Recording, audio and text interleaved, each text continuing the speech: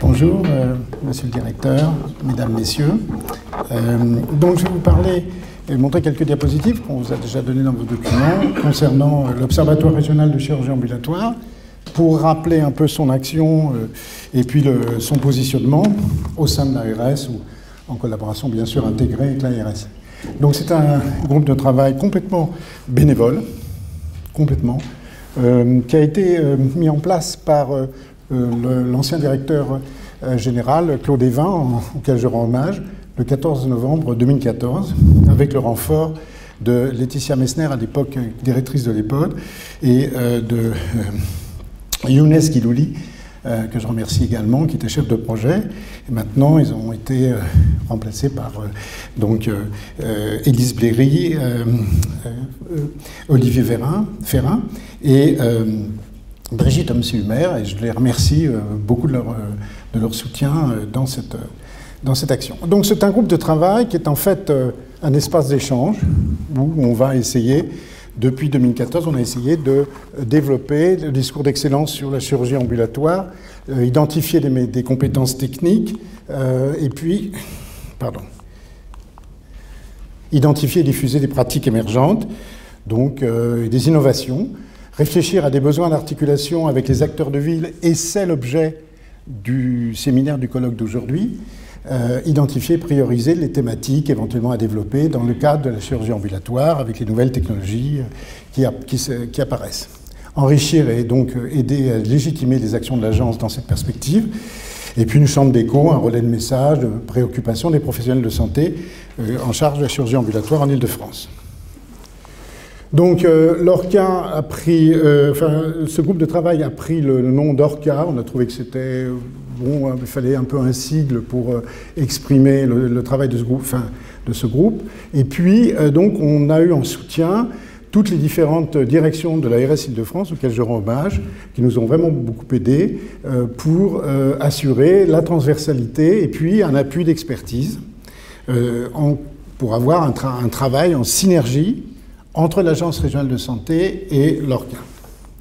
Voici la composition de ce qu'on appelle, pas l'Assemblée générale, mais enfin la réunion plénière de l'ORCA, avec, vous voyez, des professionnels de santé de tous bords, de toute spécialité, de toute institution. Il y a aussi bien des institutionnels que des professionnels de terrain. Et nous faisons toujours un appel d'offres. S'il y a d'autres volontaires, vous nous rejoignez quand vous voulez, ou vraiment, ce n'est pas un souci. Voilà, donc on a un petit groupe déjà qui a participé à ce travail. Donc la première chose à faire, Madame Bléry y a fait référence, c'est qu'on a travaillé avec le pôle des ressources humaines en santé sur un questionnaire d'état des lieux, des compétences professionnelles nécessaires, sur les besoins de formation, etc. Et un document a été édité dès début 2016, après un travail qui a pris toute la deuxième partie de l'année 2015. On a mis surtout en place également un site, on vous parlera tout à l'heure, l'ORCA, chirurgie ambulatoire. Vous avez ici la référence, le lien, qui est donc un espace d'échange, là encore, tout à fait en lien direct, avec une accessibilité par des gens du public, par des professionnels de santé, par des administratifs, par des médecins, des anesthésistes, des IDE, tout professionnel de santé, des cadres de santé bien sûr, qui peuvent donc avoir des informations, des bulletins, des références d'articles, etc. On en parlera tout à l'heure. Ensuite, on a participé à la création d'un MOOC qui a été développé en 2015 et qui continue son travail avec des développements divers.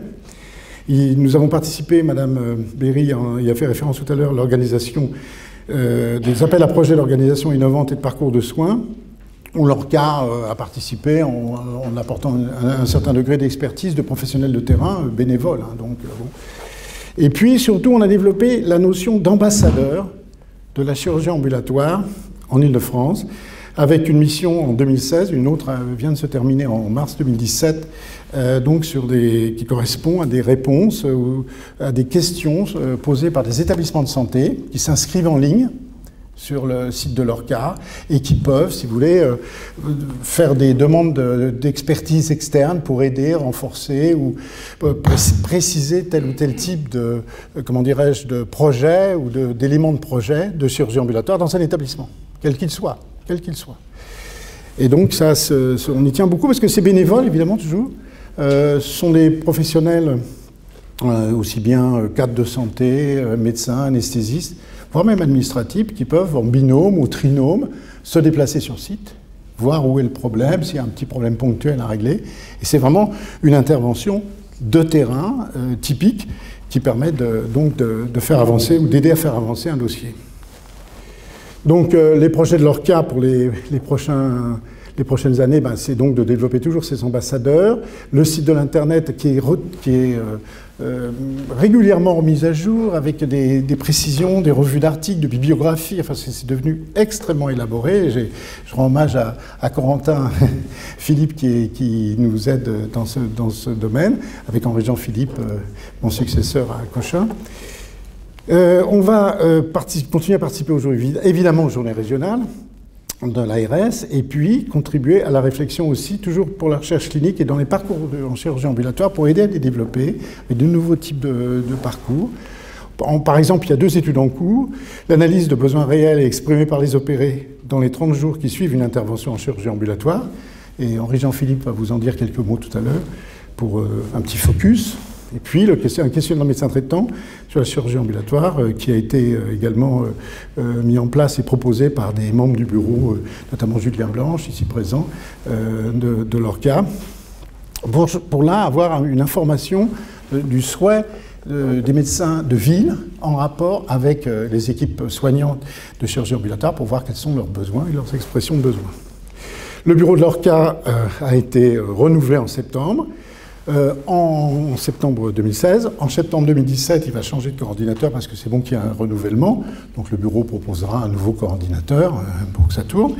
À peu près tous les 2 ans, on va aller dans cet axe-là. Et puis voilà, donc j'en profite pour vous remercier tous, et notamment l'ARS pour le soutien apporté à l'ORCA et à son développement.